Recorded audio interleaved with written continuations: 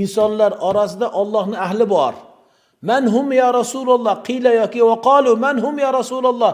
Ya Rasululloh ular kimlardir? Hum ahlul Qur'ani va ahlullohi va xossatuhu.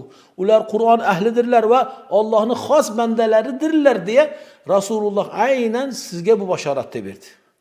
Bu hadis aynan siz u bizga bashorat bo'lishi kerak.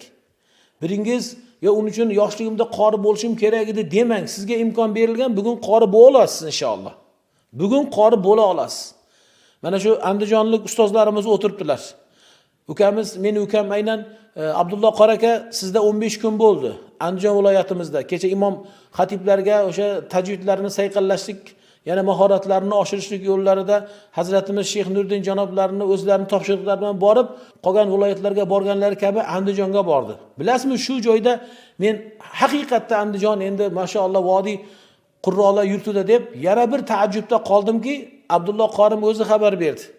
Mirza Maqsud hazratimizni, qozidomlarimizni buvilari bilyapsizmi? Necha yoshda qazo qildilar? 106 ga kiribdilar.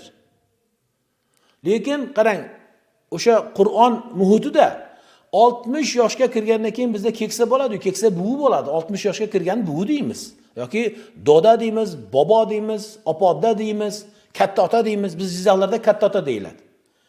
Buvi bo'lib qolgan, momo bo'lib qolgan yoshda 60 yoshda Qur'onni boshlab, Qur'onni yodlab, har 2 kunda Qur'onni xatm qilar ekanlar.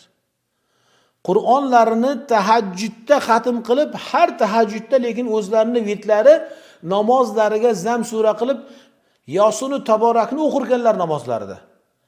Qarang, hadislarda, asarlarda nima deya keldi? Man asha ala shay'in mata alayh. Kimda-kim bir amalda o'sha hayoti o'tib, bir amal bilan hayoti davomlikda bo'lsa, o'sha amalda o'ladi degan asarlardagi keyin rivoyatga ko'ra, onaxon tahajjud namozida, kechani qoq o'rtasida namozlarida Yosinni Taborakni zam qilib turgan bir o'rinda namozda qazo qildilar. 60 yoshdan keyin o'sha kampir hollarda yodlabdilar. Undan keyin umrini qarang, 106 ga kiribdilar. Qozdomlarimizni aynan bular. Bugun siz kim 60 ga kirgan oramizda? Usmonxon bormi 60 ga kirganlarimiz? 50 ga kirganlari bormi? Kim 50 ga kirgan? 50 ga kirgan bormi? Ha? Kim bir kam 50? Jamol domlamizmi? Muhimi mana 50 ga kirganlarga aytaman. Yana 10 yil kuting inshaalloh, Alloh umr bersa. 10 yildan keyin boshlasangiz ham bo'lar ekan onaxonimiz umrida. Hozir boshlamang mana Qur'onni hifzini 10 yildan keyin boshlasangiz ham onaxonda umriga kelib Alloh umr bersin. Keyin 60 da boshlasangiz ham bo'lar ekanda aslida. Endi hozirchi. Hozir mana siz boshlamasangiz, ya'ni boshqalardan umid qilmasak albatta bo'laveradi. Alloh bersin, o'zining kitobini xohlaganiga beradi. Lekin qalblarni ko'ruvchi Alloh sevgingizga ko'ra beradi-da. Qur'onni qalbdan so'rasangiz Alloh beradi, imkonni beradi, vaqtni beradi. Sizga shunaqa g'ayrat beradi, sevgi beradi.